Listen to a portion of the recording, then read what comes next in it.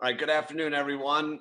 As Kenya said, my name is Rod Berning, and I'm with the Brick Kicker Home Inspection. Now, I will provide this information also at the end, but if you did feel like you wanted to email me a question, you're welcome to. My email is bki@sbcglobal.net. My cell phone number is 614-419-1207. All right, folks, as we get started today, I want to be upfront and tell you it's not my plan today to tell you that you have to add services to your business. I'm not going to tell you that you must add services or what services to add. I'm not going to tell you how to operate your business. The purpose of the presentation is to give you some thoughts to consider if you decide to add additional services. I know this is listed as market ancillary services. I've got it more as the value of adding the services to your business. As an inspector, we need to understand the difference between the client and our customer. This has been a long-standing debate in the real estate home inspection business. In my opinion, the client is the person who is paying me. We'll call that person the buyer. My customer is the person that I'm marketing to. In this case, it's typically the realtor. If I can find ways to make my customer's life easier, the chances improve that I can get more business from my customer. Now, I have repeated examples of realtors in my customer list who refer us numerous inspections a year, whose first referral to us started out as a simple termite inspection. In fact, I can use the one I did this morning.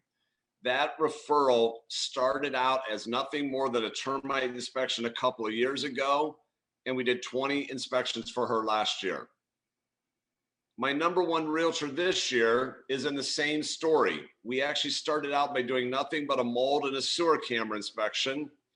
We took care of her needs for her because she couldn't find anybody else to do it for her. She then gave us a shot at a home inspection, and the relationship was formed. So what is going to be my plan for this session? I'm going to discuss a little bit about how we started our business, why we started to add additional services, how those services helped us grow our business. We will discuss we will discuss which things should be considered when adding additional services. This would include training requirements, maybe reporting needs, possible liability issues, marketing considerations, and any potential business issues which may have occurred as a result of adding additional services to our portfolio. What I'm not going to do today, I do not plan on making this a technical presentation. As you will notice very quickly, my PowerPoint skills are very simple, very basic. I had hoped that my wonderful daughter, who's a school teacher, was going to be able to assist me with some of this, but she's in virtual teaching at her school district, and she's so busy trying to get her own stuff done, she was not able to help me finesse this. As I stated earlier, I do not plan on telling you that you must add on to your services. I do not plan on telling you that my way is the only way to do it. In fact, to be very fair and honest, there are several inspectors or inspection companies who probably do things as well, if not better than us. And please understand that adding services or employees is not meant for everyone. It was a decision I made because I thought it was best for me. Now, before I begin, let me give you a little background on myself and our work. I do currently live in Columbus, Ohio, and yes, I do love the Buckeyes. Whether that's good or bad is up to you. I was absolutely blessed to have met a wonderful, and I'm going to say this not because she's here, but way too intelligent lady who I have been married to for 29 years. We have 4 wonderful young adult children who are rapidly becoming successful themselves. One is a grocery store manager. By the way, guys, we all talk about the front line of COVID. In my eyes, those were the front line people. We have another who is a school teacher. My third child is a nurse, and the youngest is about to start graduated nursing school program. And my wife is a physical therapist in a nursing home. The reason I said my son's the front line of COVID, my daughters were heavily protected when they went into the hospital and the nursing home. My son's walking into a building and hundreds of people in the building and nobody there to help him out. So we've been fortunate. Our children have become successful and are working themselves up. The reason I'm telling you that is because I rely heavily on that team for advice and support. I use their daily work experiences to help me run my business. They have supported me, and they have no qualms about telling me when they think I'm heading in the wrong direction. I am sure if you all have families that over the time, you've probably bounced ideas off your families. They've told you whether you're good, bad, and different. And I'm sure you probably listen to what your relatives do at work and figure out when somebody does something wrong, how maybe you can use it to make a better business. That's what I rely on my family for. All right, when InterNACHI approached me about this topic, and this being very truthful, my first thought was, how am I going to fill 2 hours of time? Well, I think we're going to be able to do it. In fact, as I just told Kenya, if you see me looking up towards the clock, I'm keeping an eye on it. If I think we're running short of time, there are some places I can skip through a couple of slides. I've tried to design this presentation to discuss the value of adding additional services to your business. All right, little housekeeping. Kenya already touched on it. I am allowing some time, hopefully at the end, for questions, but I am willing to take your questions throughout the presentation. I'm going to do my best to answer as many as possible, but please understand that in the best interest of time, I may not be able to answer all questions. That's why I would provide my email. That's why if you feel like you need to call me, you're welcome to. All right, in addition, the information in this presentation is based solely on my personal experiences. You may choose to use this information, you may choose not to. But I think most importantly, please remember you are not a home inspector, you are a business. All right, a little history of my business. I started my inspection company in 1994. I keep a very detailed, documented history of our business. To date, we have performed over 27,000 whole house inspections. And I'm estimating, and I have to use the word estimate because I didn't do a very good job in the beginning of counting all of them. We have performed over 30,000 additional inspections. What's an additional inspection? Could be termite, radon, mold, you name it. Now, I currently have a staff of 2 inspectors plus 1 going through InterNACHI training. I used to have 5 inspectors. I won't go into that. It's for another session. We are down to 2. All of my inspectors belong to both, forgive me, ASHI and InterNACHI. For the record, my ASHI number, my certification number is 112177, and my InterNACHI number is 161-20221. And I currently have a state of Ohio grandfathering license number. I'm a state of Ohio licensed termite inspector, a state of Ohio licensed radon inspector. I'm a level 1 certified infrared thermographer.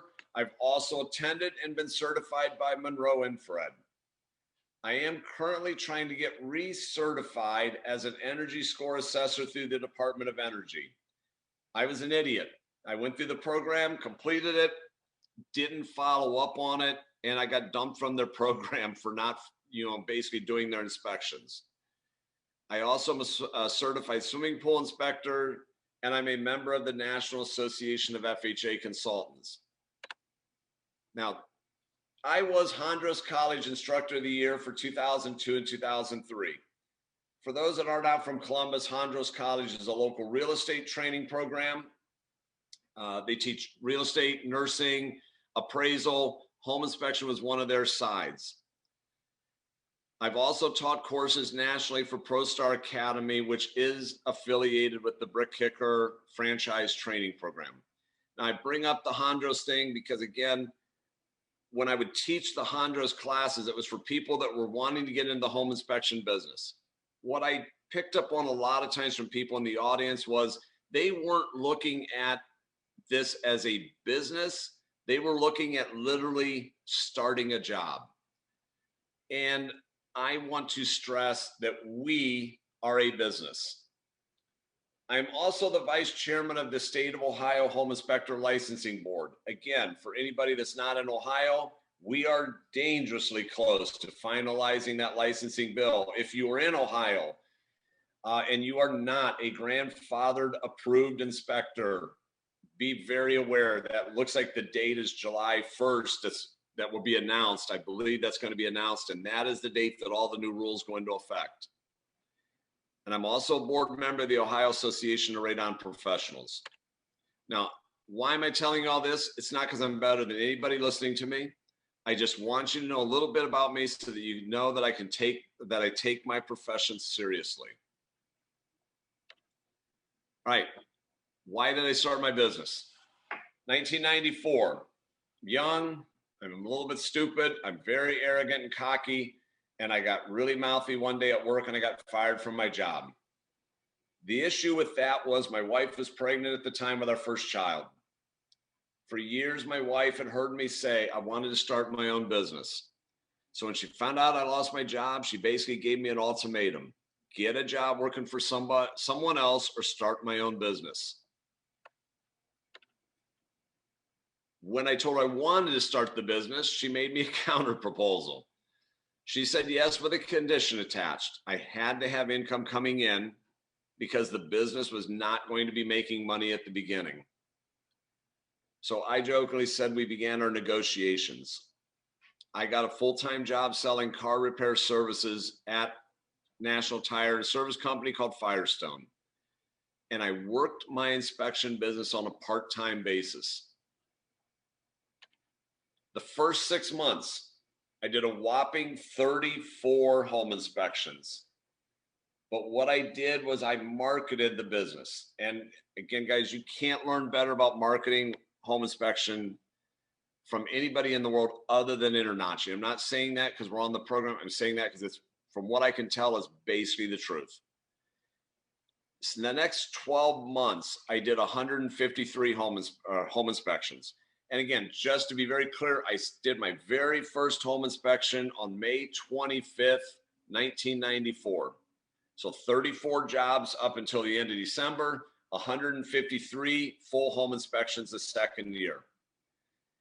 During those home inspections, I watched different inspectors walk in the door. There were termite inspectors, there were septic inspectors, there were radon testers. All these people were walking in during my home inspection doing services, and they were getting paid for them. At the same time, I watched the Firestone service technicians bill for more than one service at a time. My job at Firestone, I was the guy behind the counter. When you brought your car in for service or an oil change or tires, whatever, I'm the one who took the order. So when people would come in and say they were having a diagnostic issue or an engine issue, I took the order, handed it to the technician. He went out, did the work, came back to me, told me what needed to be fixed. It was my job to sell the service to the customer. I am not a car person. What I learned was that he was able to do certain things, two services at the same time. He would have the computer running to diagnose an engine issue while he was changing the oil or while he was rotating the tires on the car. The technicians were getting paid by the service that they were doing. That made me start thinking about our business. I'm sorry, back up. So what got me thinking about the business was the day a customer came in and he had a water pump issue. The technician reviewed the vehicle, confirmed the pump was leaking. Again, I have no knowledge of a car. I had no idea what had to be done to fix it. I priced out the water pump replacement. At that particular car required removing the timing belt, removing the hoses, and draining the coolant. I gave the customer an itemized list of each of those. The customer came back and said, can you cut us a break? Is there some way you can discount this a little bit? When I asked our store manager, he said, yep, we can do it. It's not something he wanted to do, but he would do it because basically they had to take the timing belt off.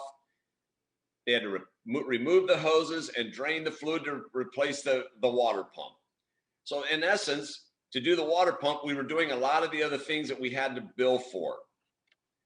This allowed me to make a deal with the customer. By doing so, we made money on the job. The technician made money. The customer felt satisfied, and that customer became a client of ours, and he kept coming back to the store with other cars. Ultimately, the store made money. So this made me start looking at my own home inspection business. As I said, I'm watching termite guys walk in the door. I'm watching radon people walk in the door. And I looked at it and said, wait a minute, I am looking at floor joists. I'm looking at band boards. I'm looking at exterior fascia boards. I'm looking at all of this stuff that may be the cause, or it may have been created by wood destroying insects. So why, I said to myself, why don't I become a termite certified home inspector? At that time, home inspectors in Ohio did not do termite inspections. They were home inspectors. I got certified, and I was able to start making more money, because the biggest thing I was doing is I was helping the realtor out. So we talked about the value to the realtor. I was starting to make their life easier, because I could get inspections done in one visit without the realtor having to schedule multiple visits to the property. This created less stress on the seller, less issues for the realtor to remember things. They didn't have to worry about making sure that services were completed. All right. Again, why did I provide that info? I think because when I started this business in '94, I was a home inspector. That meant I only inspected and only got paid for the home inspection. And I also wanted to try to find a way to grow my referral list. This is marketing now. As I said, I did 34 home inspections in the first year. That meant I had a maximum of 34 referring partners. That's it. As a business owner, I will try to attend one training, at least one training, continuing education class every year. During one of my early meetings, there was a gentleman that came in. He had sold his home inspection business, and he was talking about how to grow your business. And he made a statement that completely blew me away that day. His statement was, and if you don't do this yourself, I would challenge you to look at your data for a minute. He said their average realtor referral per year is approximately 2 home inspections. I absolutely thought that was a bunch of bull, and you know what, bull dung, and because I won't say the word. There's no way that is the average. I went back home and I looked at my list from the year before, and I realized I was absolutely dead wrong. I suddenly realized I could not rely on the realtor for all of my business. All right, in our early years, FHA required a termite inspection be performed on all FHA financed homes, whether it was a purchase or a refinance. So I started to say, why couldn't I keep that termite money in my pocket?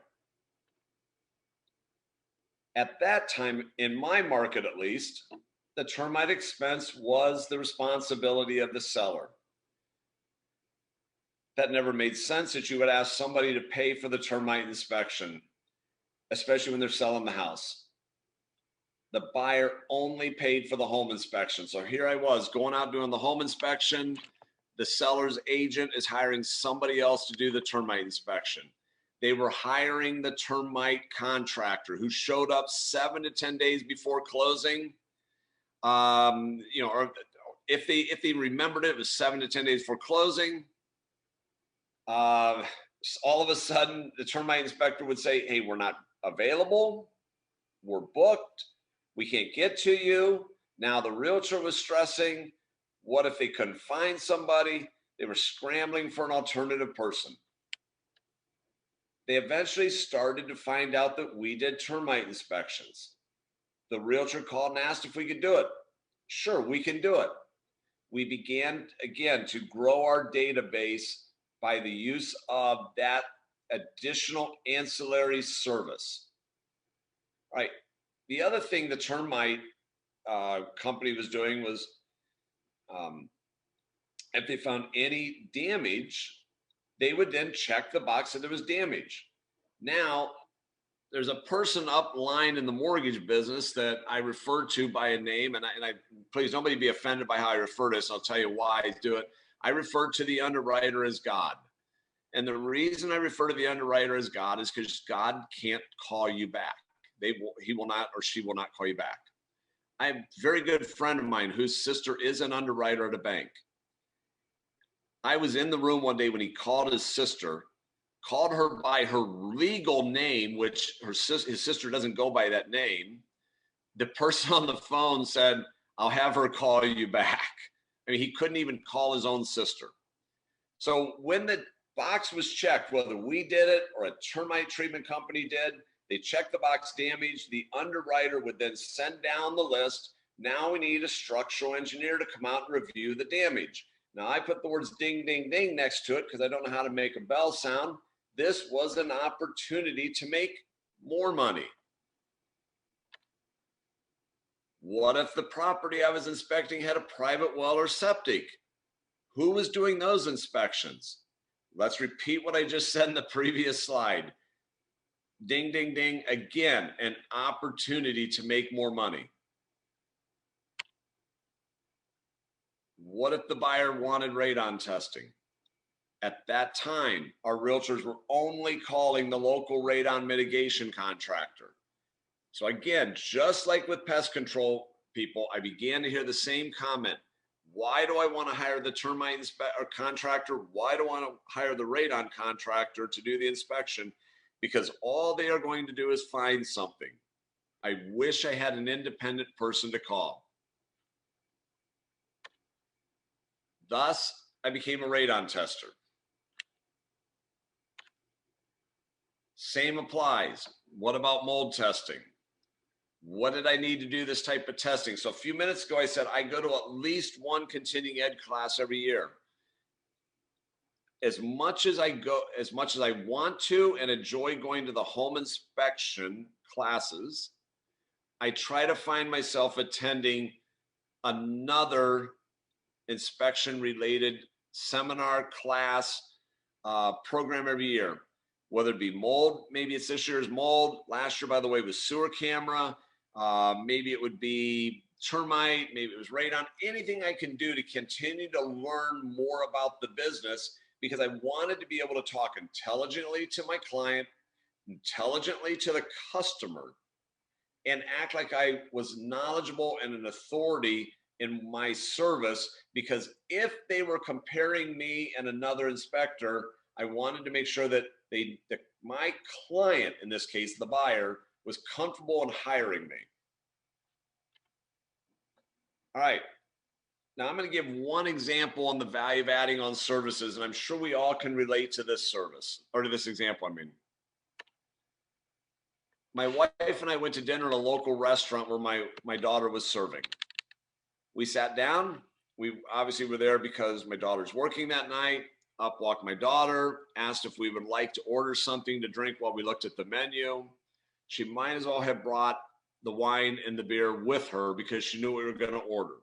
So we ordered a glass of wine, we ordered a bottle of beer.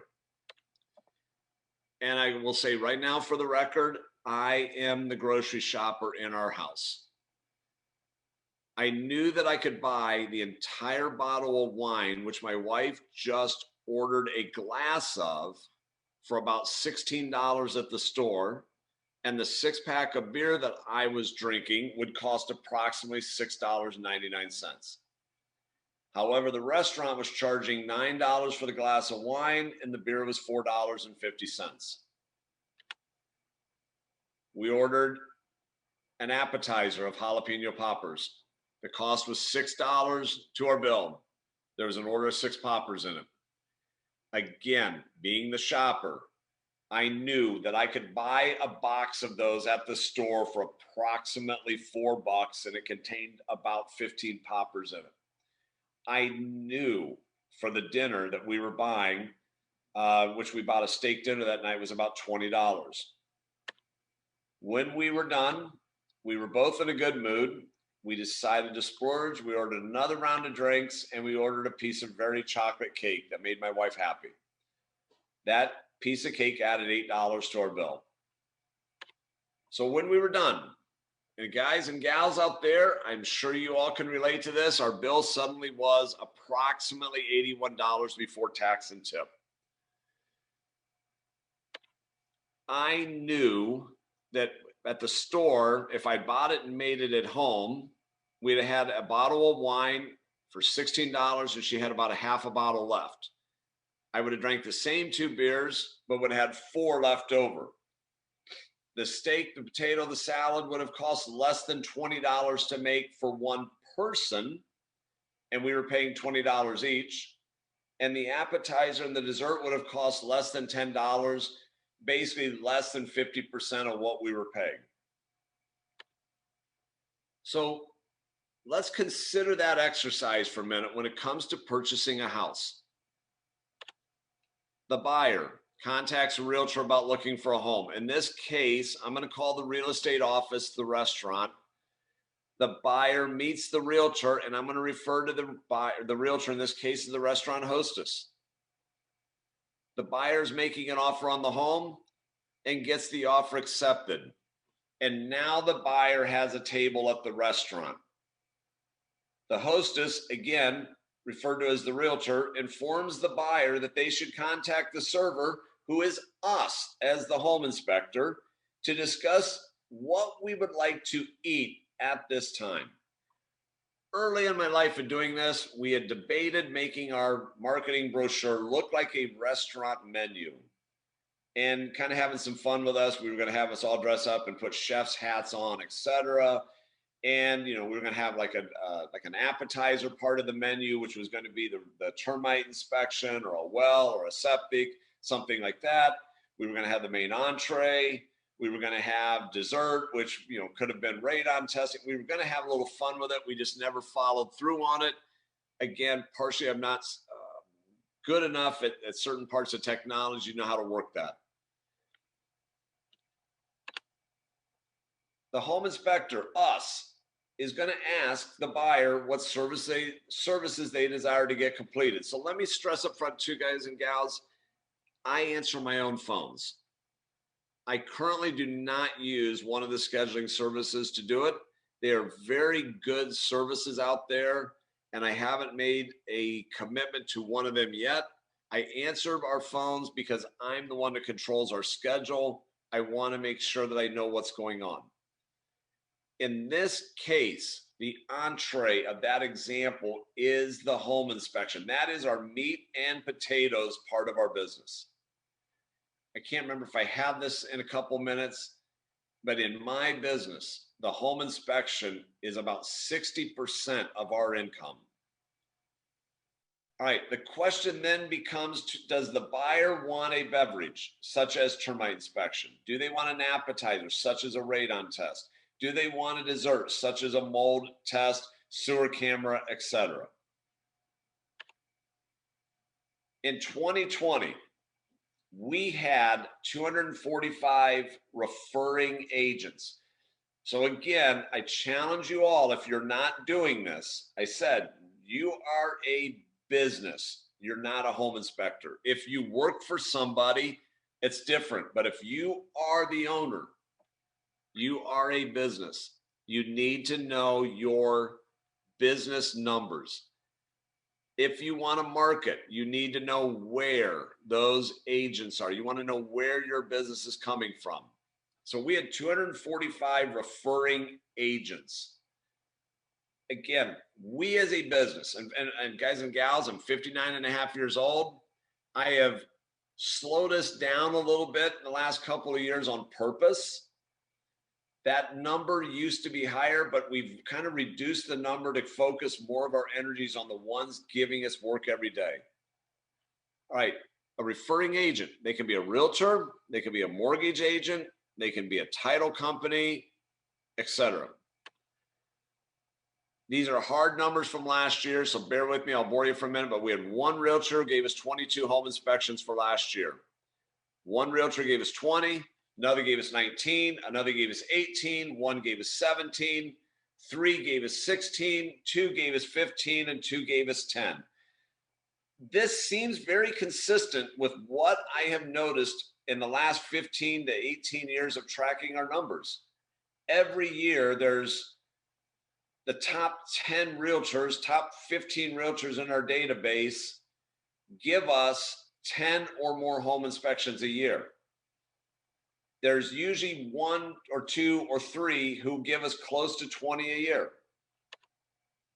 Then there's a big drop. 6 of them gave us 8 home inspections last year. 4 gave us 7, 5 gave us 6, 6 agents gave us 5 home inspections, 12 with 4, 17 gave 3, 43 gave us 2, and 128 were the what we have referred to as the one-hit wonders. I don't know if they're part-time realtors. I don't know if they're agents that have affiliate, not say affiliation is the wrong word, loyalty to another inspector, and their inspector was busy, and we picked up the scraps. I always tend to think these are more of the one-hit wonders, are the part-time agents that do this for hobby money because they're not committed to being a full-time realtor. These were our hard numbers and when I say it's a referral, I am talking about any inspection that we did that had the word home inspection attached to it. All right, we did 679 home inspections. We divided that out by 235 agents. The average number of home inspections per agent was 2.88. As I said a few minutes ago, the average you get per agent is 2. And when I realized that number was legit and I started tracking it, I really dawned on me, I had to expand our marketing base. I couldn't have 10 or 15 or 20 realtors that I could count on. When I was teaching, I used to make a statement that said, you need to have 12 agents that gave you 1 inspection a month. If you could get, and I guess it depended. I actually used to say you need 30 agents a year that would give you 1 inspection a month, because as a full-time home inspector, 30 jobs a month. I know people may say, no, I can do more than that. But when you start doing 30 to 35 home inspections a month, you're working a very full-time schedule. Well, by the way, we don't have, if you notice those numbers a minute ago, we don't have 30 agents giving us 30 home inspections a year.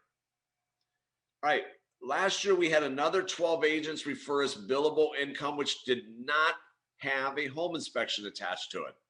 That could have been termite inspection, could have been structural inspections, it could have been well and septic, whatever it is. It could have been that another home inspector did the home inspection, but wasn't certified to do the termite, wasn't certified to do the well and septic. That's where we came in.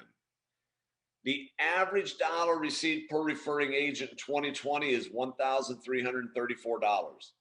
Again, not a lot of money.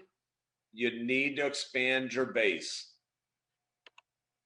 All right, why did I tell you that story? I just kind of went over it, but to break it into just a tad bit more numbers, 50% of our inspections last year added on a termite inspection.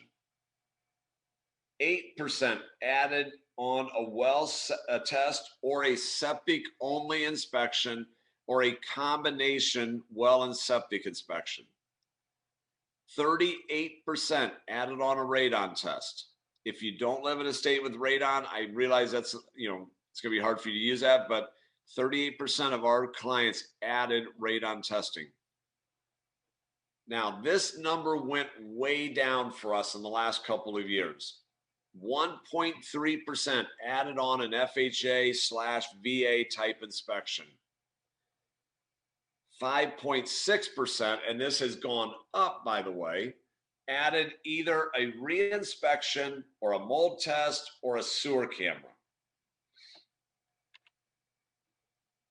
In 2020, our average home inspection size was 2,074 square feet.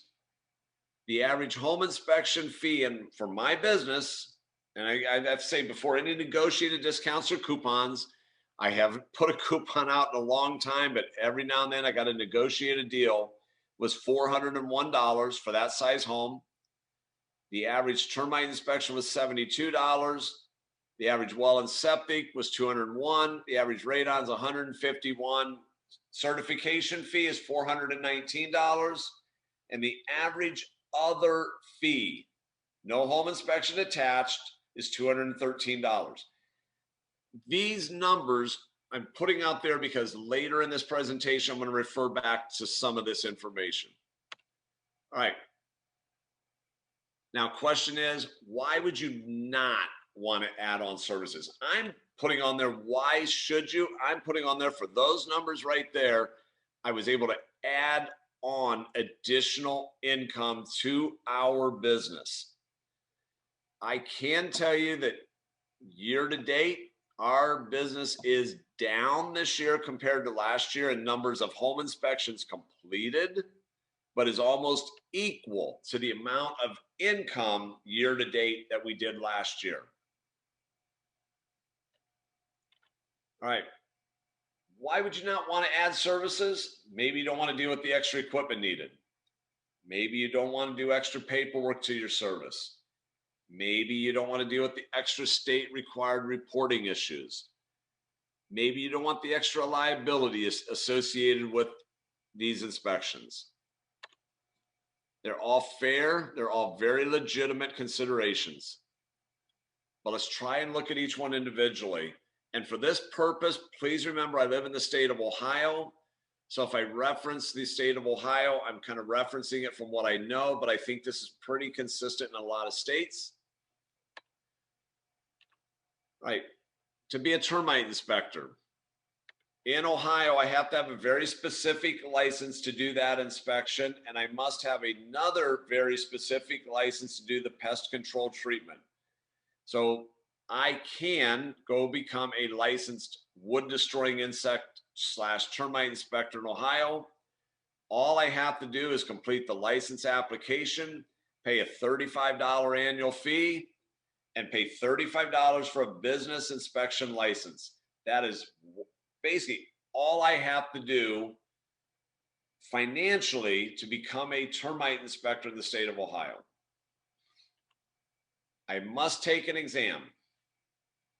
Once I'm passed, I have to give up an entire day to go sit through a class on how to write a termite report. And oh my God, is that boring. It is one of the worst days I've ever sat through. And I must remember that my license is good for 12 months and it must be renewed annually. I am required to carry insurance as a home inspector. Unless your state license requires it, you're not required to have insurance to go do a home inspection. I personally think that's silly. We've been, as I said, 27,000 home inspections. We've been in litigation. I'm glad that we had insurance when we got there. It made me rest more comfortably at night, but I'm not required to carry it. As a termite inspector, your state may require that you carry insurance. I personally am required to attend a full day CE class every 3 years on pest issues. For the record, 30 minutes of that day are dedicated to termites or wood destroying insects. The rest of the day is reviewing other pest issues, as most of the attendees are pest control applicators. And you will be subject to a random, unannounced state visit every 3 years in which the state comes in to review your files to make sure your license is complete, your insurance is up to date, to make sure you're using the correct report, etc. They did my last random visit on December 23rd. And I was laughing when I heard the doorbell ring, and I looked out the door and there stood the dude with a pest control state of Ohio jacket on. And I just started laughing and I said, why today? And he goes, because I knew you'd be home. It's exactly what he said. All right. I am required to have an approved report, but I think all of you understand that if you're doing pest control inspections, you realize it's the NPMA 33 report. All right. This is, again, my opinion. The biggest issue we've encountered to get into this type of business is the lack of training on how to do an inspection and how to determine if a finding is active. I know that when I passed my license test, I looked at the state employee and said something to the effect of, great, now when is your class on how to do the inspection? And his answer was, there isn't one. Congratulations, you are now a termite inspector. That was his answer. I'm never going to deny that the first time I saw a subterranean termite was during an inspection when I knocked open a tunnel and saw the maggots running around in the tunnel. It took me a minute to realize what I was actually looking at. I also am going to admit that before I got into being a pest control inspector, I lived in a house that was having swarmers. I didn't know what they were. At that time in our profession, I did all of our reports being done by hand. So I'm sitting against the couch, we're watching TV, I'm writing up the day's reports, and there were gnats flying all over me. At least I thought they were gnats. So, I'm kind of knocking them down, not thinking anything about it. Next day, I get a call at work. So my wife said, hey, we have winged ants all over our floor. That's how I realized, and that's how it was confirmed that we had termites. All right. I believe that it's very important that we understand the type of insects we are looking for. And folks, if I'm going too quick, please stop me. I realize right now I'm a little bit ahead of my projected time of where we should be at this point. So if I'm a little bit quick, please let me know and I'll slow down. You should know what they look like. You should know what the damage or exit holes may look like. You need to know conditions that are conducive to their infestation and common places you may find them. Now, I'm going to kind of reiterate, I use these services to expand my realtor base, but I use this knowledge of these services on how to sound more credible to my client when they are comparison shopping our business against another inspector. You need to know the difference between a termite swarmer and a flying ant. You need to know the difference between a termite swarmer and a flying carpenter ant.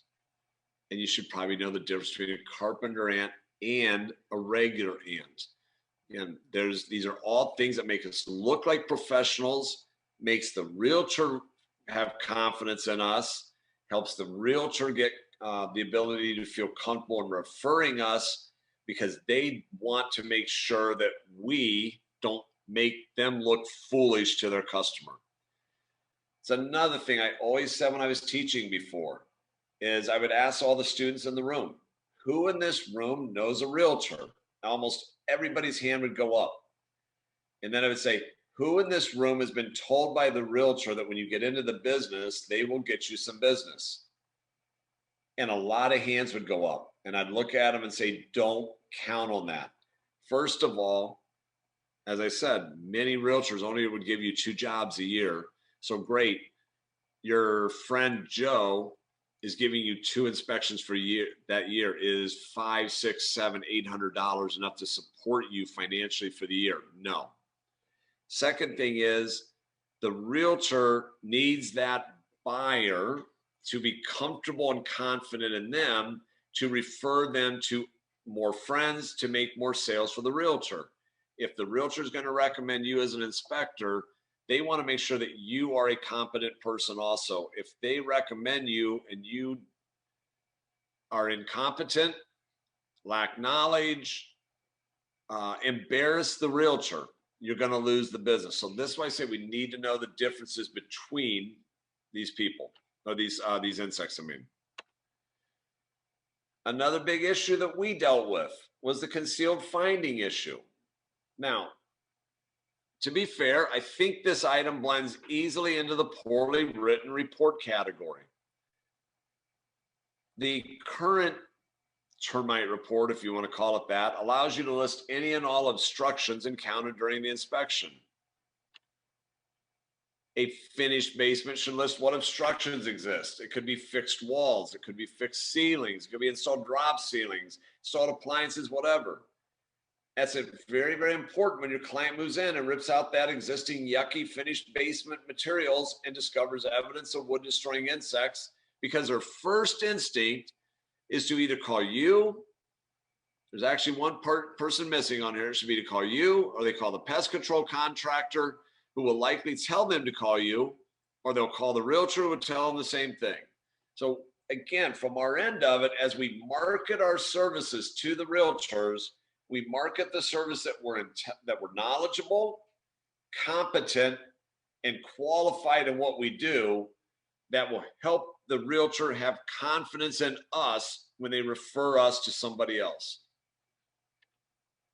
Right. Radon testing. Again, second leading referral source in our business. In Ohio, I have to have a state-approved radon tester license. Again, just like pest control in Ohio, there is a license for testing and a license to be a mitigator. As an Ohio Association of Radon Professionals board member, I make a presentation at all of our continuing education classes, and we basically have kind of dubbed it, "What did the inspector see?" And I go back and look at some of my inspections and things I hear about, and I put it out there for the group to discuss. You know, it'll be things like, okay, you've shown up and you don't know where to put the test. You've shown up and it's a very large basement. You've shown up and you've got a result that you believe has been doctored. Or you show up and the buyer's asking you questions about the mitigation system. What are you allowed and what are you not allowed to say? To become the licensed tester in Ohio, I have to take an approved course and I must pass an approved exam. I have to submit the quality control plan for the state's approval.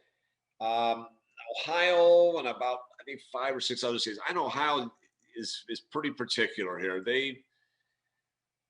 We give them a plan and we have to stick to it. They are pretty diligent with us about making sure that we follow the rules in Ohio. The QC plan must list what type of equipment you intend to use, and it must be specific to that equipment. So as an example, when I first set up my license, I thought I was only going to be using Femtotech monitors. So my QC plan was based on their equipment. At one of the national conferences, I met people from RadStar. Talking to them, I said, look, I will use some of your equipment too. So I started using the AccuStar RadStar monitors. Well, when I went to renew my license for the first time, the state said, hey, dummy, where is your QC plan for the RadStar equipment? I said, what do you mean? They said, you set your QC plan up for Femtotech. We need RadStar. I literally had to resubmit an entire new QC plan.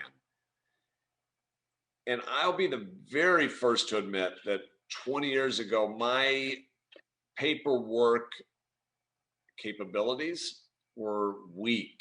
I'd find myself doing the inspections, cashing the check, and paperwork was just a second thought to me. And I hate to admit that, but it's true.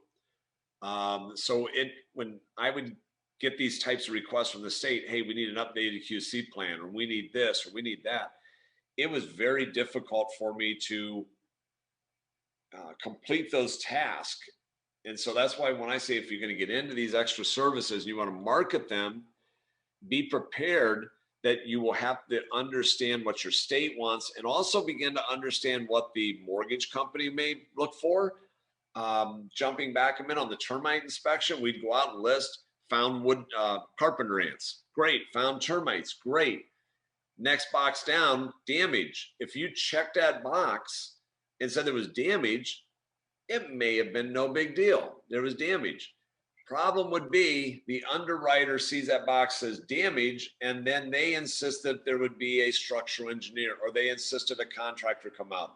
So we had to begin to understand what the mortgage underwriter was looking for, what the buyer might be thinking, what the seller was thinking when they saw the report.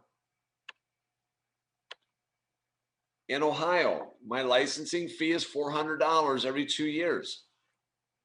Again, I'm a business. I need to understand that fee is going to come up. I know he's not on the call today. I have a good friend that is not the very best at managing his financial affairs. And when these fees come up every couple of years, he is struggling and scrambling to try to figure out how to make that payment to the state so they can renew his license. We need to account for this. We need to be prepared. We need to understand the financial implications with adding the extra services to our business. Right. Once licensed, I'm required to submit quarterly summaries of all the tests performed to the state. Again, more paperwork to maintain, more files to keep, more information to be able to justify if subpoena is the wrong word, but if inspected by the state.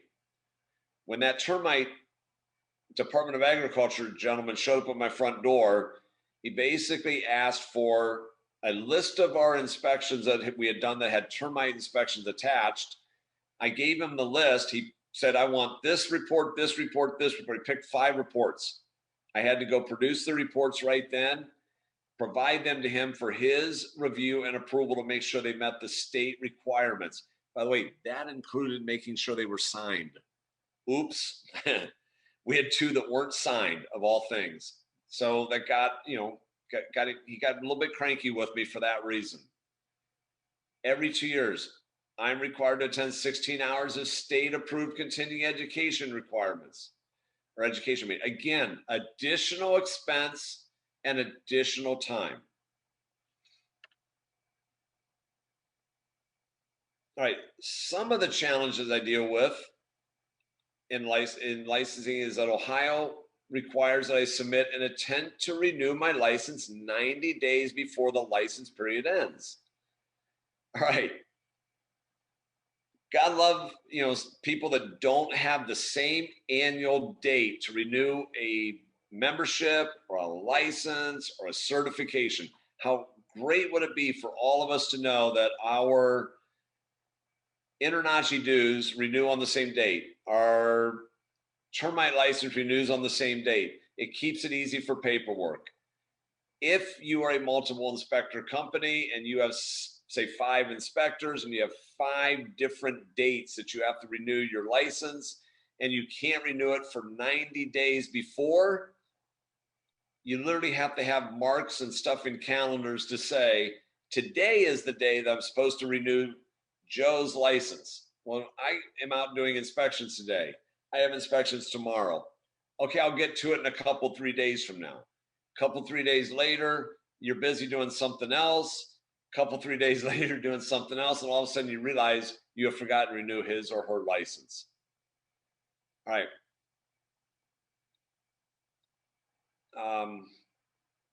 We need to remember these types of dates.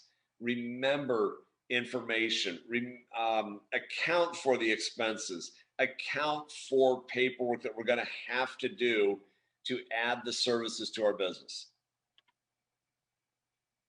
Right. The biggest issue we're going to deal with is the realtor is determined, and in radon, I should say, the biggest issue I'm going to encounter is the realtor has determined that radon is not an issue. I know in this world of inspection, we've all dealt with the realtor who says, oh, it's just radon, it's no big deal. I wouldn't worry about it. Don't worry about it. Nothing's, it's just a bunch of hooey, whatever it is. We also are going to deal with that seller who breaks the closed house condition requirement for the inspection. And I'm sure all of you that do the inspections are going to realize and probably recognize and acknowledge, whether it be publicly or secretly, that the best time to do a radon test is in the middle of the winter or in the middle of the summer when it's really hot or really cold out, because homeowners tend not to open the windows during those conditions. Here in Ohio today, it is 60 degrees. And I'm having to please stress to every single seller that I can, do not open the windows till we come back Friday night, or do not open the windows till we're here on Saturday. Because when we come back and the closed house is compromised, theoretically our test is no good. All right. Opening that window violates non-interference testing conditions. Theoretically, you're supposed to add a minimum of 12 hours to the test period or start the test all over again.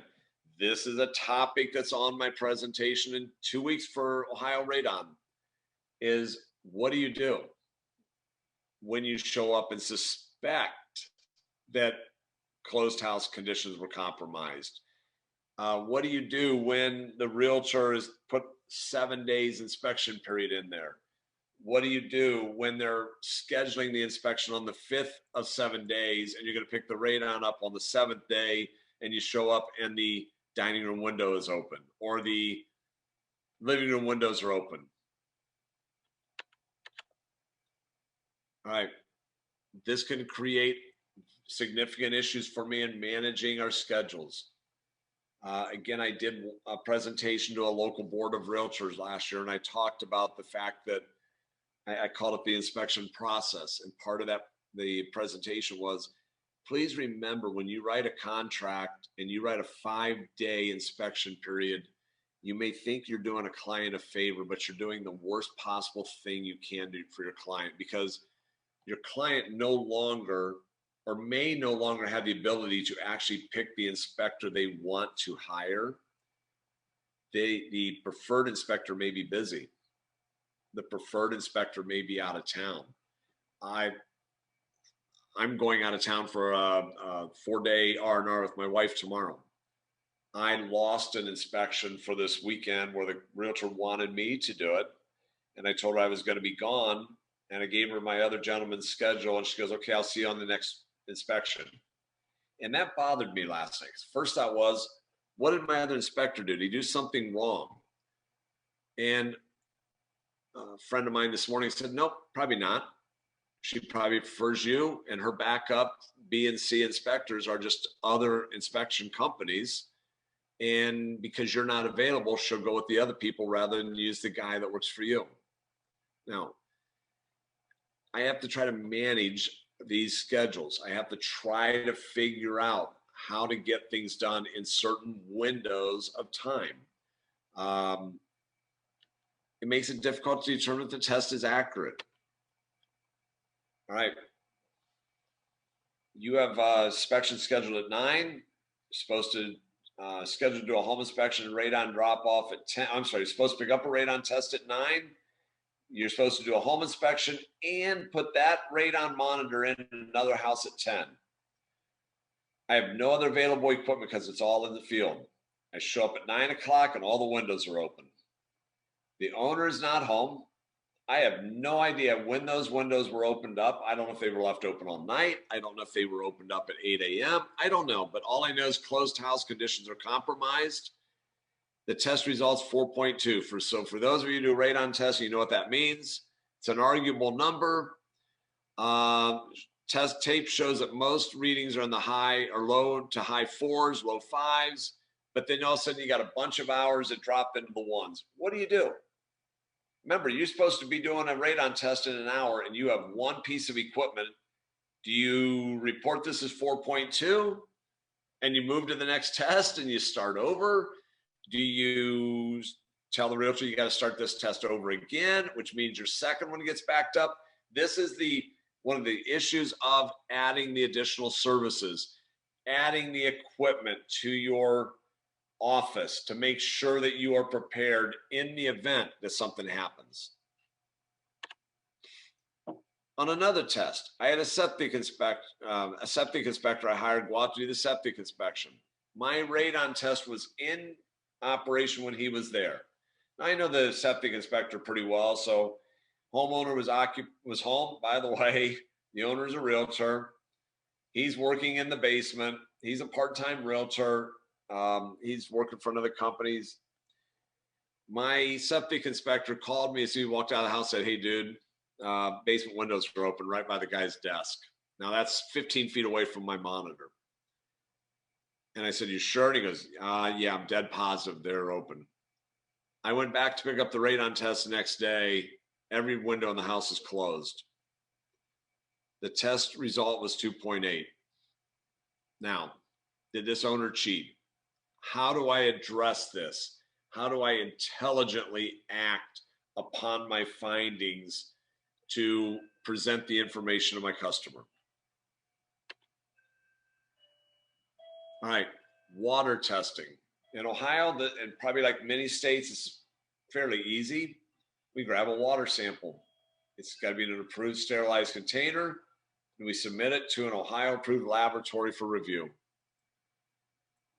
my opinion, the biggest challenge I face is making sure I properly explain to my client what a well test actually does. I did get a angry letter, I will say it that way, from a client who received information from his realtor that the water test would do more than just check for bacteria and E. coli. That is what our water test was doing. The client moved in. Client was looking for the results on iron and all the other garbage that's in the water. And I said, we don't do those tests. He goes, well, I feel like I kind of, his exact words to me were, I feel like I kind of got screwed. I paid you all that money for the water test. For the record, it was $100. All that money for the water test, and I didn't get anything I thought I was getting. Now, that could be my fault because I obviously didn't explain to my customer properly what we were going to do. That also means I did not educate the realtor on what we were going to do. If that test fails coliform, you probably all know the lab will check for E. coli. Has to have a minimum of 28 hours of lab time. Again, we have to be able to manage the timing of our services to make sure our contracts are maintained, to make sure inspection periods are maintained, to make sure that our clients know what services we can and cannot provide. This E. coli and bacteria thing led me to understand that sometimes FHA and or VA want, excuse me, lead, nitrite, nitrate testing done. That was a way again for me to add additional confidence to my presentation, to be able to explain to the customer what needed to be done, possibly to even educate the underwriter and the processor of what the rules were for FHA and VA, and then to make additional money from the test. All right. It is not a bacteria count. It's strictly a pass and fail. All right. Again, I think the biggest issue we deal with is timing and what does the water test consist of. Another issue I've experienced is how to explain the results to the clients. Multiple tests that have failed. Owners and realtors expecting us to explain and diagnose for them why the test was failing. I don't know. It failed. Get somebody in there now to do the next step. All right. I got to make sure samples get to the laboratory on time. I have to make sure, at least in most of our labs cases here, they close at 5 o'clock. They're not open on Saturday to take a water sample. I can't take a water sample Friday at 1 and then schedule another home inspection at 4 if I can't get to the lab before they close. If I do, the test will be invalid by Sunday morning and we're going to be starting all over. I need to make sure that I'm explaining to the realtors properly to do not bleach the well before I arrive. Bleaching of the well may mask the result and it may cause the test to come back as invalid. All right. Septic inspections. Oh, went the wrong way. Sorry. There it is. Now, in all fairness, I'm going to be very honest, these inspections actually make me uncomfortable because a septic inspection costs several $1,000s to repair or replace. In Ohio, they did me a favor. 2015, they passed a stupid, wonderful ordinance that basically says there's a state, I think the word is certification to do septic inspections, but each county can then have a separate additional certification. So if you work in 8 counties and you want to do septic inspections in each county, you have to have 8 different county certifications plus the state. And oh, by the way, there are 9 fees attached to that. And each county can charge a different fee. So there are a couple of the guys that I work with do septic inspections that do not service a couple of our outlying counties. I mean, they flat out told me, we don't do enough inspections in that area to justify the expense that the county wants. All right. Part of the reason these make me uncomfortable is I hear different septic companies, septic inspection sessions talk about opening the lid, doing this, doing that, all this great detail about how to do an inspection. And then at least where I live, I watch the inspectors go out and dump dye into a toilet. And they flush the toilet and they go look to see if they can figure out where the dye is going to. That's it. It to me is not really understanding if the septic system work, what the ins and outs are. It is a dump dye, flush toilet. Make sure that all the sewer lines and drain lines are connected to the septic system. All right. My report needs to be specific as to how I'm inspecting the system. As I said, they basically dump dye and flush toilets. Now, I had a repeat client who hired us to do the home inspection, termite inspection, water test, and septic inspection. And by the way, the client was present for the inspection. The problem was the septic inspector was not there when we did the home inspection. He came in later that afternoon. About 6 months after the inspection, I get a call from the client. The client had said, look, I've used you before. Was satisfied with what you did the last time. I said, okay, the way you phrase that means something's wrong this time. And he goes, having a septic issue. So, all right, quickly, I looked up the report and I could see that the septic inspector had cleared the system. Client said he was having a backup in his house and he had called a septic cleaning company out who said the system was full. The septic cleaning company said that he had explained that they had had great difficulty in opening the septic tank lid and suggested to my client that the lid had not been opened for some time. Now, I'm not the septic inspector. Because of the specific rules in Ohio, I stayed away from the septic system, but I hired the inspector to go out. The inspector clears it. Now it appears to be a conflict. And the client's angry at me. And I said, let me get you in touch with the septic inspector who swore up and down that he had opened the lid.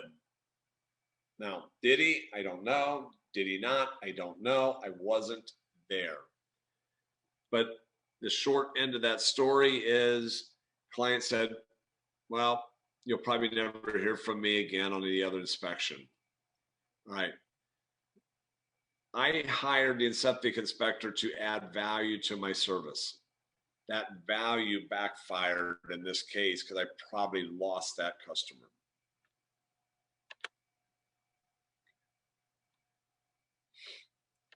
All right. Now, Kenya, how are we doing on time? Good? Hey, yes, we are. We have 40 minutes. I do have some questions if you want to take them right now. Yeah, that'd be great. Sure. Okay, so the first one was, what does an FHA consultant do? Okay, so the answer to that question, and again, folks, please forgive me, but 203K, and for those of you that belong to InterNACHI, probably know the name Catherine Hall. She has founded an organization called the National Association of FHA Consultants. And she is trying to educate and train inspectors on how to get onto the HUD approved inspector list specifically for rehab type loans and rehab projects. Catherine started as a home inspector, has run a very successful home inspection business, and is basically doing nothing more than these rehab loans right now. So when somebody's buying the house that needs to be rehabbed. And here's one way you may be able to look at this, because we're going to jump ahead a couple minutes on this one, is you've gone out and done the home inspection. Your client is doing an FHA loan. The roof cannot meet the FHA certification rules, will not meet structural conditions. Say it has a bad septic. All of a sudden the deal is going to blow up in smoke. The idea of the FHA 203K loan is to help the buyer take those areas that need serviced, find out the cost, roll them into the loan, get the service done, keep the loan, keep the realtor happy. So the FHA consultant is a specific FHA or HUD approved inspector to deal with FHA properties. Hope I answered that okay. Thank Sure. you.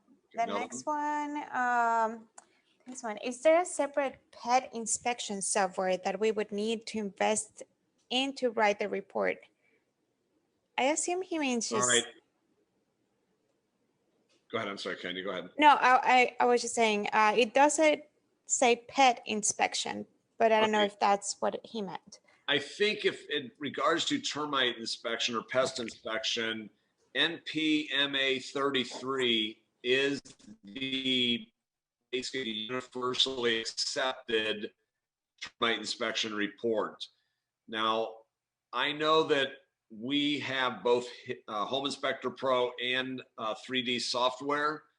Our old version of 3D software had that report in it. So you can buy the NPMA 33 software or the report. There's also, I guess, handwritten versions of that report out there. So to answer your question, there is a specific report if you want to do termite inspection that you must get. NPMA, National Property Management Association 33. That's the one that VA and FHA look for.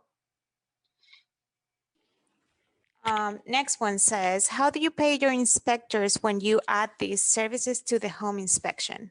Hold that question for about 25 more minutes, 30 minutes, okay? Sounds good. As a beginner home inspector, what do you recommend to add at first? Okay, great question. And again, give me about 5 minutes. I'm going to answer that one. That's coming up, I think, okay? Okay, last one so we can continue is the 16 hours for radon only for home inspection? Okay, in Ohio, now remember, let me stress the word Ohio. If you want to be a radon tester under the current rules, and again, I'll stress current rules because there is talk that they may be changing those in Ohio. We are required to have 16 hours of CE credit every 2 years. Now, it may be different in Indiana, it might be different in Illinois, it might be different in Florida, different in Arizona, whatever, but in Ohio, that's the rule, okay? Thank you. You're welcome. Okay, let's continue. All right, thanks, Kenya. All right, so FHA VA certification inspection. So I started that out by saying, how do you get business from that nasty old FHA and VA appraiser? Well, the appraiser inspects the home, finds suspected roof-related issues. They may require a roof certification be provided. Who orders that certification? Again, typically the lender. So once again, I go out to look at a home to purchase. I am using FHA financing. I hire the home inspector. The home inspector comes out. To go back to, I referenced a minute ago, Catherine at the FHA 203K consultants says, know what the FHA minimum standards are. If you go out and you've got an FHA loan and you stop and you look right at the roof and you go, there is no way that roof is going to pass FHA standards, which means it must be watertight and have a minimum life of it. And I think it's still 2 years. It could be 3 now, but say it's 2, it has to be able to perform at least 2 years and be watertight. If you've got missing shingles, surface damage, curling and cup shingles, there's no way that's going to pass. At that point in time, do you continue on with the home inspection knowing that the appraiser who's going to come in a week or two from now is going to come in and put a check mark on the form. And when they check that box, it says, recommend further review by qualified roofing inspector.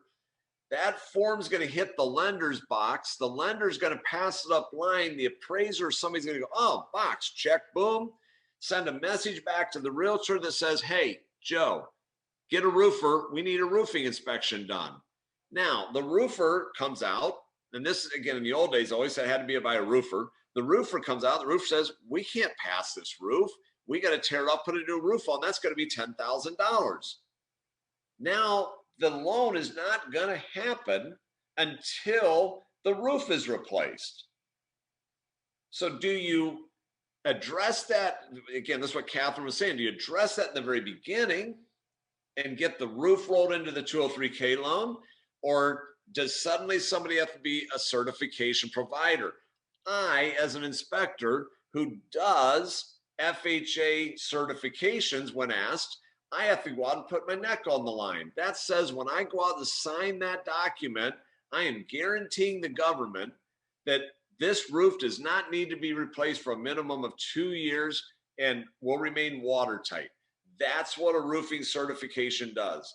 If you wish to do them, I'm going to be honest, I'm going to tell you right up front, err on the side of caution, because it only takes one phone call after the buyer's moved in to say my roof is leaking, and the roofing contractor says the roof needs to be replaced. If that's the case, you bought it. You will be replacing the roof unless you've got a buyer that is really a compassionate person. I did not have to replace a roof. We had to replace a section of a roof under that type of a circumstance. All right. Why is the home inspector providing the certifications? Because the home inspector is very knowledgeable. We are used to inspecting roofs. They can reach us. They can find us. They know we'll go look at a property. And we don't have a vested interest in it, where the roofer, first of all, if you can get them to go out and look at it, they have a vested interest in replacing the roof. All right. What's it take me to perform a roof certification? I have to get on the roof. I should be prepared to get into the attic area. I need to be able to access the condition of the attic. And I have to be willing to ensure that there's no issues, and no issues will occur during the time of the guarantee. All right. As I said a minute ago, unless I'm 100% sure that it's going to last 2 years and remain watertight, I will not certify the roof. I hate to say that. I cannot do it. Now, there may be ways you can find around that, but I'm going to be honest and tell you again, if you're going to guarantee that certification, you have guaranteed the government that you are being truthful and honest, and you are subject to fines and jail time if not. All right. I would say roof certification used to be my biggest money maker there from the FHA point. It's not, now it's the structural end of it. That is and again, I just referenced structural inspection. Where that comes from, termite inspector finds termites, checks the box. Appraiser sees, or the appraiser sees that. Appraiser sees termite damage, checks the box. Underwriter sees the check on the box. They require somebody to come out and do the inspection. If you on this call and on this meeting, if you are a licensed structural engineer in your state, you are sitting on a lot of money potentially, because you will be a requested person if you make it known that you are comfortable doing these types of certifications. All right, appraiser goes out and finds bowed basement walls, finds steel beams installed in walls, finds water in the basement, finds water stains on the walls. Any of these types of things, the appraiser may check the box and says, I need further review by qualified licensed structural engineer. Now, I currently have a list. I want to say the list is 5 long of structural engineers. and I can't find them half the time to do the work for me. I have one that we've been working with for 20 years. And right now I left him a message 4 hours ago, and I still have not heard. Oh, there he is. Finally got back to him. He finally got back to me a little bit ago.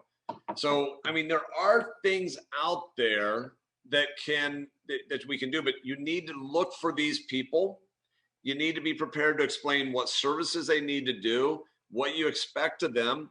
I will tell you the biggest thing I would tell you to do is give them a business card with your name on it, or with your company name on it and their name on it.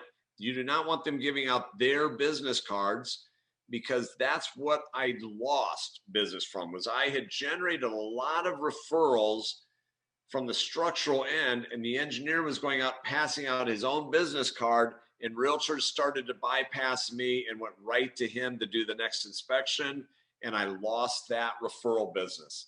So I would tell you that if you potentially have septic inspectors that you're subcontracting with, structural engineers you're subcontracting with, whoever it would be, I would probably try in your initial meetings with them, guys, I want to give you business cards with my company name on it. We'll, if we need to, we'll come up with a report with my company name on it. You are working for me, not for them. And you need to continue to allow me to keep the customer. All right. I just went over why. You might find steel beams installed. You might find termite damage, foundation water seepage. Appraisers concerned about basement floor cracks. And here's the fun one.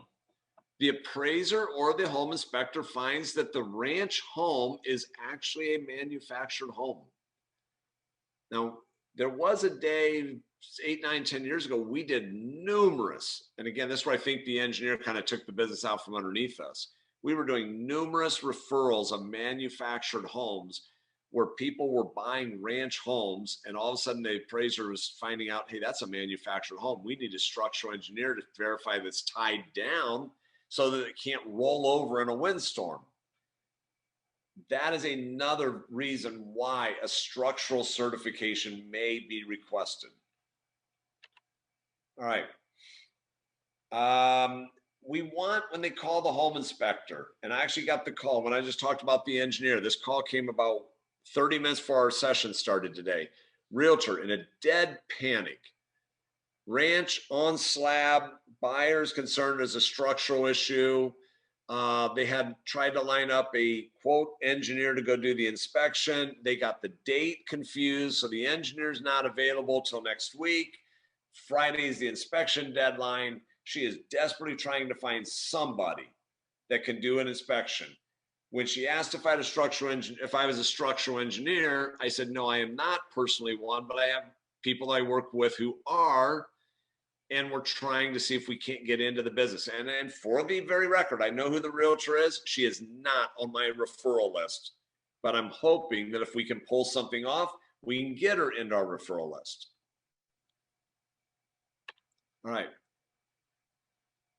Let's see. Okay, here's another, even though this may not be a certification, another common lender request. Remember, we're talking about expanding our marketing of our business, and we all keep talking about realtors. Well, why are we missing the lender? VA has become the FHA. FHA used to require a termite inspection on everything. FHA stopped doing that. VA is now requiring that. So whenever the veteran is buying the home, they have to get a termite inspection. Right? Why aren't you doing the termite inspection? You should do it. Here's a big thing to remember though. Under the current VA rules, they require, that the veteran not pay for the termite inspection.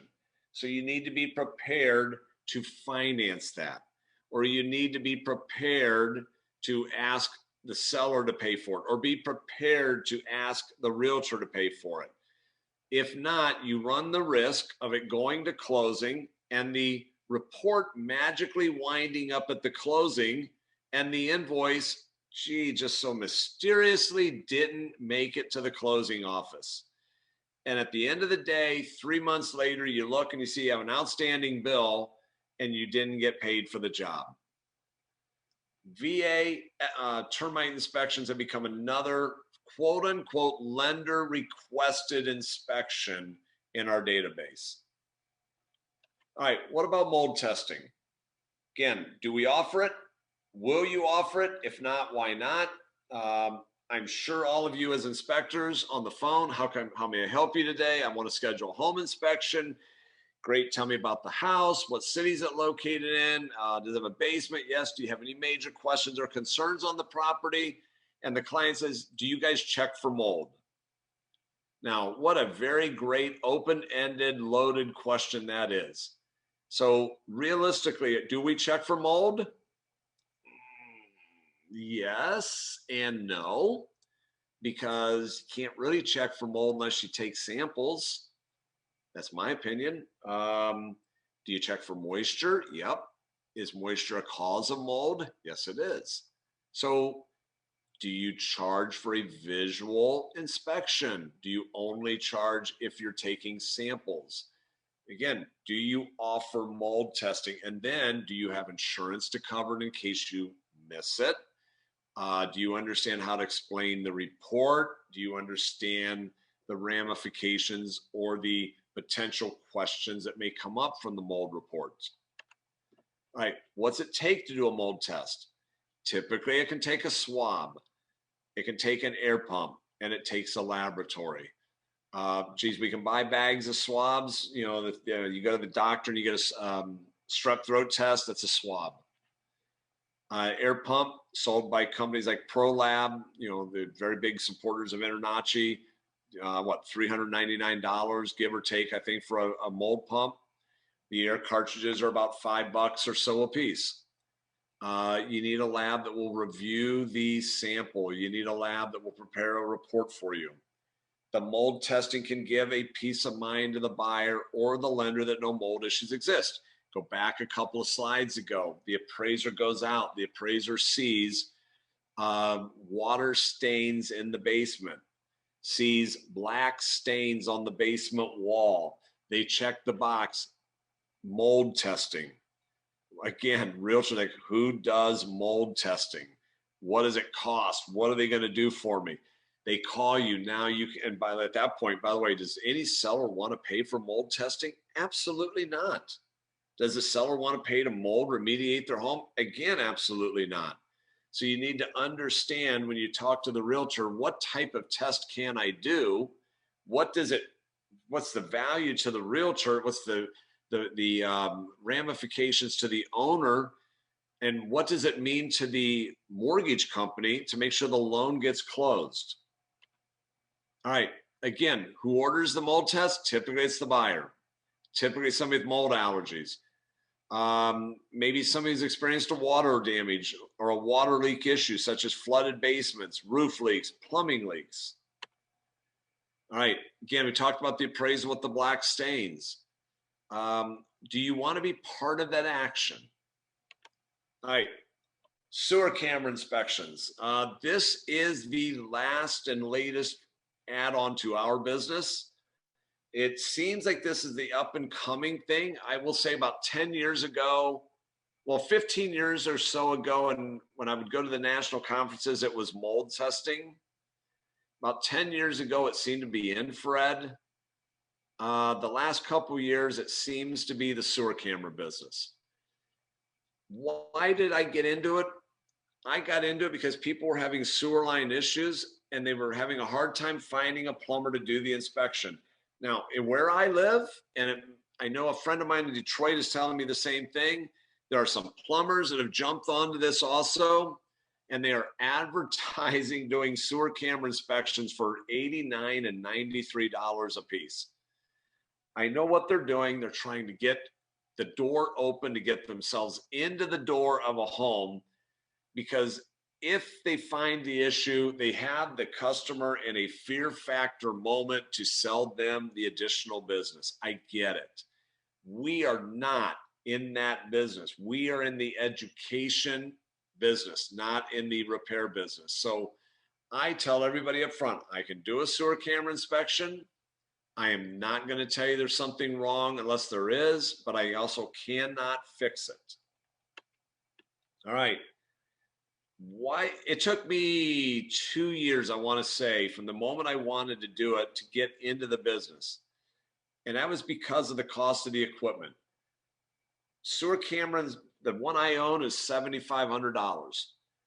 It's I think, a very good camera. Some of you probably use it. It's the Wohler camera. Again, United Infrared is the one that I worked with to get the camera, and took one of their, I call it the short training classes. And all of a sudden I'm a sewer camera expert. Yeah, right. You're trying to learn what you're looking at when you're in there. Hoping sometimes that I'm seeing things the right way. This business, just like whether it be termite or just like any other add-on service, this type of industry has done a lousy job of continuing education for us inspectors to learn and improve our business. The home inspection business, wonderful. We go to the InterNACHI conference, do a fabulous job about talking about electrical and plumbing and heating and roofing, do a great job of that to make us all better home inspectors. We don't do good jobs as an industry of actually putting on a session to talk about how to do a good termite inspection, how to do a good sewer camera inspection, how to do a good mold inspection. We don't do good jobs of that, of educating our members. And I'm speaking out of my own opinion there. And that's probably my biggest concern when I get into this. What are some of the issues? It's been the cost of the equipment and lack of knowledge of maybe what I'm seeing when I'm down in that sewer line, and knowing, is that a problem in the line? God love us if we see a root. God love it if we see something that obvious. It's one of those things that you're not sure of. It's the first time you looked at a basement wall, it's got a horizontal bow and about a half-inch bow in it. Is that a problem or not? Those are what the industry's not doing a good job of teaching the rest of us as we go along. All right. Why did I get into it? I didn't want to let the realtor or the buyer call another specialist. I have now added 2 realtors to our list this year simply because they asked, hey, do you do a sewer camera inspection? I said, yes, we do. They go, great. We need you to come out and do a sewer camera. And both of those have added now 2 home inspections since January 1st. All right. Why did Peter at United Infrared suggest we get in this? We're already looking for the main sewer clean out. We've already scheduled the inspection with the seller. One of the values to our realtor is you don't have to make another appointment for somebody to come back out. You wrote a contract with a very limited inspection period. You don't have days to allow a plumber to get here or to go find somebody else to get here. You need to get somebody in here. Well, guess what? The equipment's in my truck. I can go do it for you right now if you'd like. And here's the additional fee. All right. If we do the inspection, we might be able to resolve a possible concern without disrupting the sale any more than necessary. So now to go to kind of our last 2 areas of this presentation. Somebody asked the question, how do I pay my guys? How do you pay somebody? I'm kind of getting to that. But one of the things I struggled with for many years, and to be truthful about it, I kind of became this in our company, is do you want to have an inspector specialist, or do you want to be that person? How do you handle that? If you're a 1-person shop, you want to add services, you need to be ready to be qualified, competent, and capable of doing each service you promote. If you want to hire inspectors, you need to decide, do you want your inspectors to do all the services, or are they just home inspectors, or what do they do? So the last paragraph on this page, I hopefully is going to address the one question we just got a minute ago. When I started the business, sorry about the phone in the background, guys, sorry. Hang on.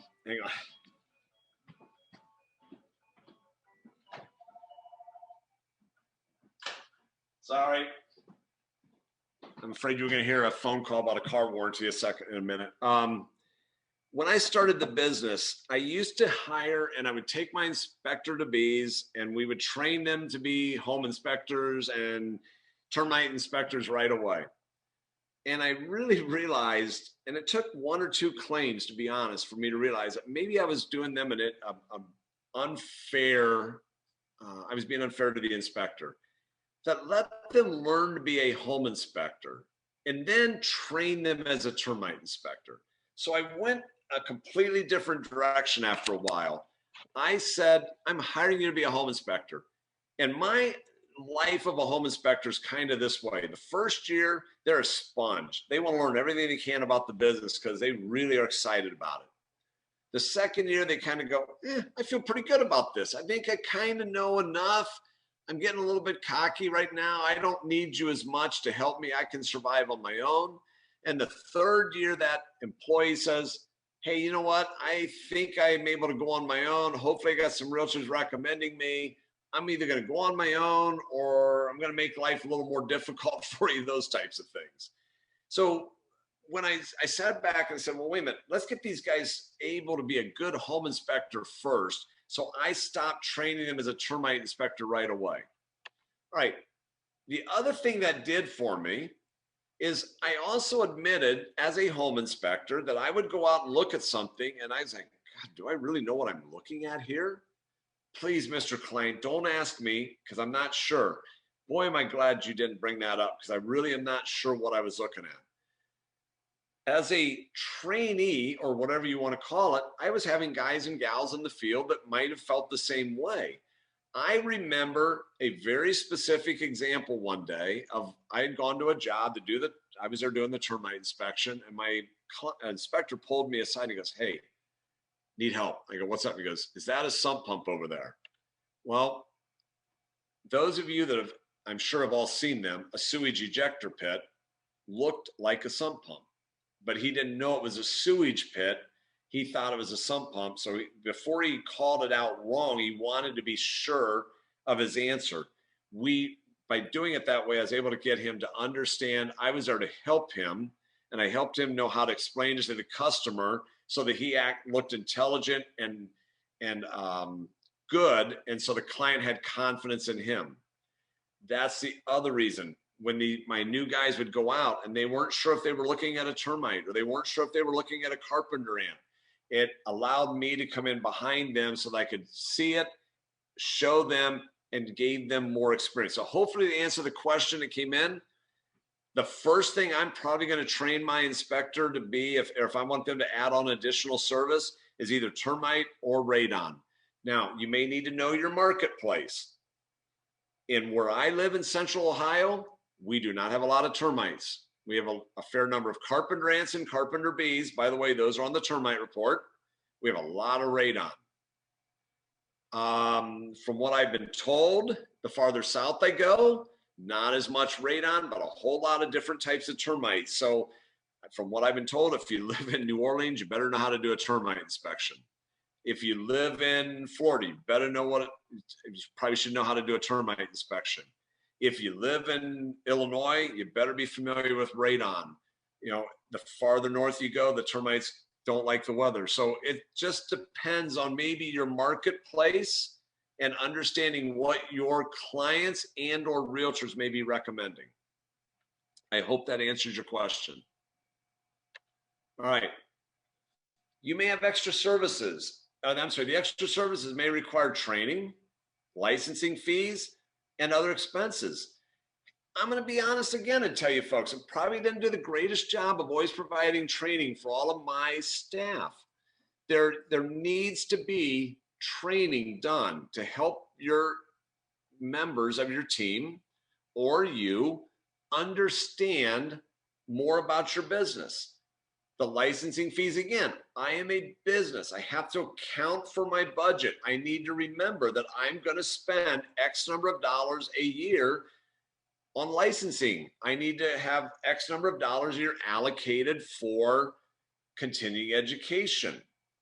These are things I must be able to do. And I will tell you, that I've always had this approach in the company. I wanted to have at least 2 people capable of doing a service. Now, I told you we're a company of 2. We do everything. We can do every service except for one. I do the sewer camera. My other guy doesn't want to do it right now.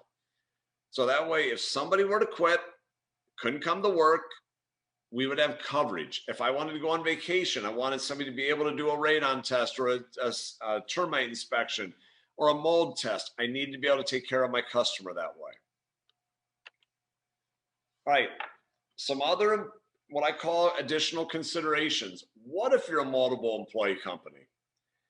Are all your employees going to be providing the extra services? If so, do they all have the appropriate equipment to do the service? So let's say you're going to offer home, termite, radon, mold, sewer camera inspections, and you've got 4 inspectors, and you're scheduling service, books the call, and the customer says, well, I only want home and termite inspection. And you have 2 of the 4 employees that do that do radon and mold and sewer camera. So you assign the job to employee C because all they need is termite and home inspection. Employee C goes to the job. Now the clients have had time for the last 2 days to sit and think, and they said, you know what? Now we want a radon test. Now we want a sewer camera inspection. Employee C on the job does not have the equipment. What do? Does that mean you have to hire or arrange a second visit to the job? Does that mean you potentially miss the contract period? How do you handle that? So when I say, you have to make a decision if you're going to hire extra employees. Is everybody doing the same service? If so, then you need to budget for the expense of that equipment. If you want to buy everybody a $7,500 sewer camera, are you able to do that? You know, do you need a $400 mold pump? Do you need $1,000 or $1,500 radon camera? That's the stuff that you have to decide there. Or are you literally taking the order and then hoping that you get it all right and that the customer doesn't want to add the additional services later on? I'm trying to answer the other question that somebody asked about that. All right. Does your employee get paid for the training, or do you just pay for the CE classes? I'll go ahead and answer it now. Right now, I pay for the CE classes. I don't pay for the training day. So if somebody is taking the 2 days or 3 days to go to the InterNACHI conference this year, I'll be paying for the course, but not their time at the course. Those are decisions, again, that you have to make. Again, I understand that that's not so much marketing the value of the service, but if you want to add the service to your list, you need to be prepared for those expenses.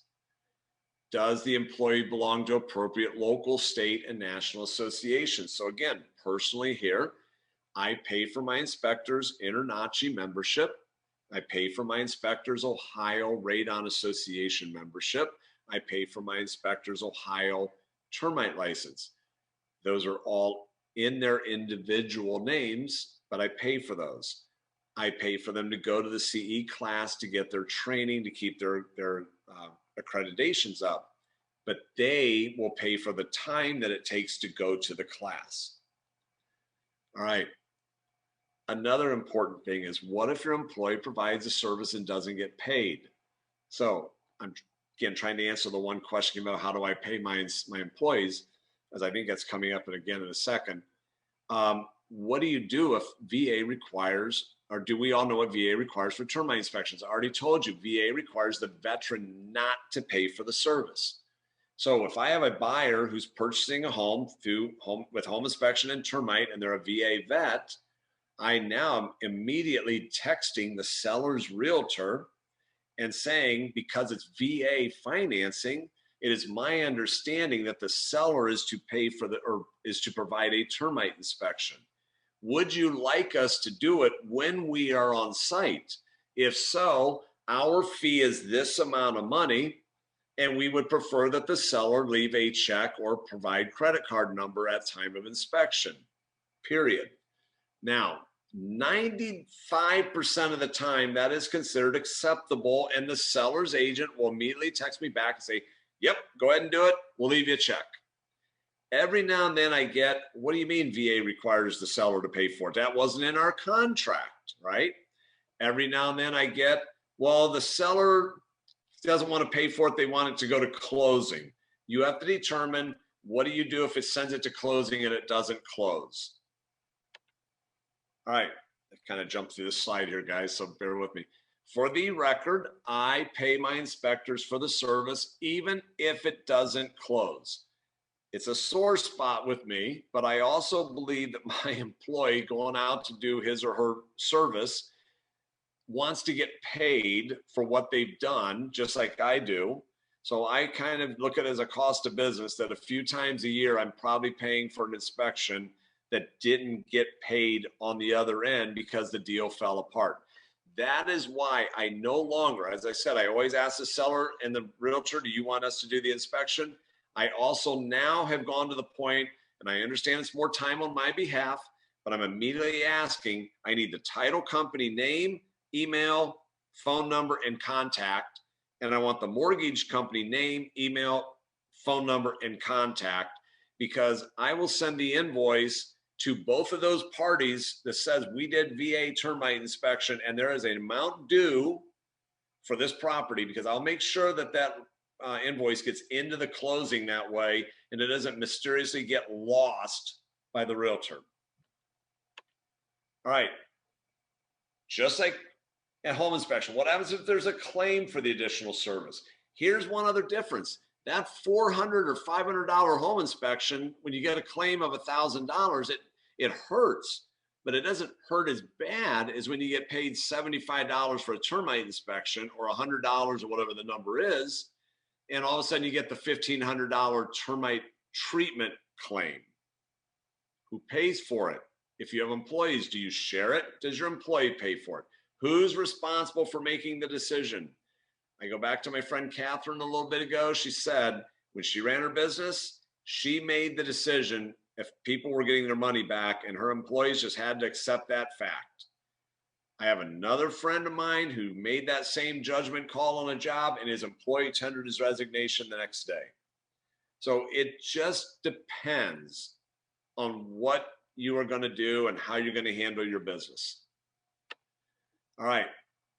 I think more importantly, what happens if it's one of your good realtors?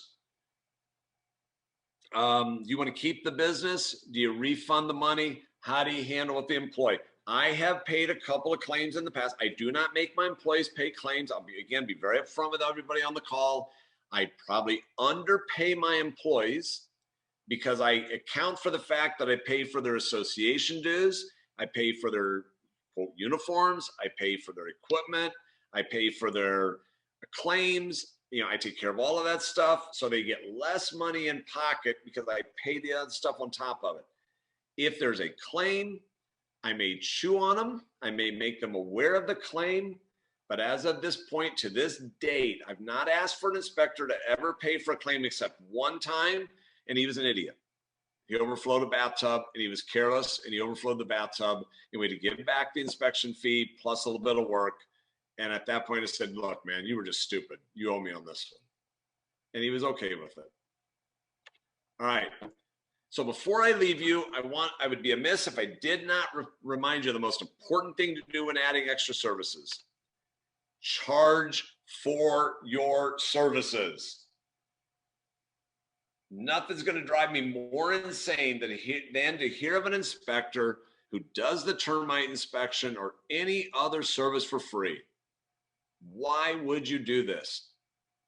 Your time is how you make your money. Get paid for it.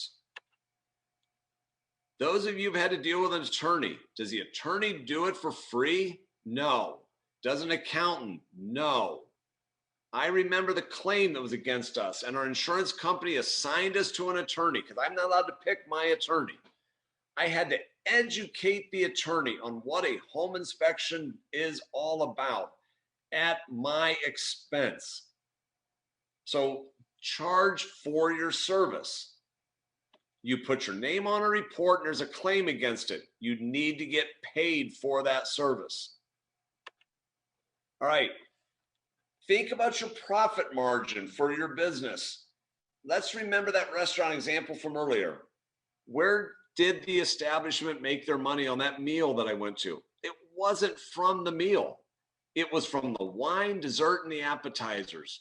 Yes, early, way back college days, I worked at, for those who remember the old name, Bonanza. I worked at a Bonanza. We were charging $1.50 at that time for a fountain drink. It cost us 11 cents for the fountain drink. We made our money on drinks, not on the steak dinner that we were serving. All right. Every service we do can improve the money that we make as a company and our employees. So back to the question somebody asked me, do I train my inspectors to do extra services? Yes, I will. Do I do it immediately? Not anymore. But for every inspection that is done in the field, the inspector can make his home inspection wage, the wage for adding on the termite, the wage for doing a radon test.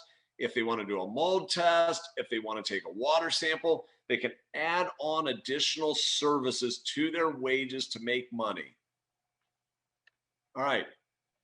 In the example of a mold test, what are you charging?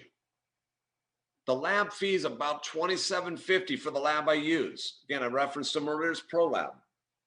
UPS overnight fee for the one I shipped out this morning, $45. The cost of the air cartridge is approximately $5. I got about $78 in it. If I want to make 15% profit, I've added about $12. I'm at $90. Now, if I'm a one-person shop, I charge $90 for the sample. I made $12. Okay, guess what? It took me 30 seconds to 10 minutes to take that sample and make $11 or $12. That's not bad. I'm okay with that. I want to make more, but it's not bad. But what if I have an employee doing the service? Let's assume you're paying them by commission. So again, do you pay them by commission or do you pay them by flat fee? If you're at 40% commission rate, the $77 adds on another $31. Now I'm at $108 when I add on the commission. You want to add the minimal profit? I'm at $125 right there. What's the cost of if you have a company vehicle? Do you provide uniforms? Are you budgeting for claims? Is there licensing expenses in there? Is there training expenses in there? Is there continuing education costs? If so, is that part of the 15%? If so, did you really make money? Goes back to what I'm saying. You're a business. Charge for your service. Treat this like a business. You're going to add services to your business, not to your home inspection. You are a home inspector that is a home inspection business. All right. Every time you give away a service, I mean, you do a service at a loss, you actually cost yourself money. Keep that in the back of your mind. If you want to make money, you got to make money. All right. Compensating your staff, and this will be our last couple of minutes. Difficult topic. If you're a one-man shop, you get compensated every time you get paid. So you can dictate what you want to charge. If you're having a bad week and need some money, maybe your rate went down at the end of the week. If you have inspectors, you need to make money for yourself and you have to make your employees money. Hey, Ron, sorry to interrupt, but I just want to make sure we have these last few minutes to do that raffle. Okay. All right. Hang on. You know what? I'm good right there. If you need me to cut out, I'm really good. But as I wrap up with that, just charge for your service, folks. Understand you are a business. I want to thank everybody. I'm sorry I ran just short of time. I was 2 slides away from being done. All right. If there's any other questions, again, you have my email address right there. Feel free. You can send me an email. I will try to get back to you and answer your questions. Okay.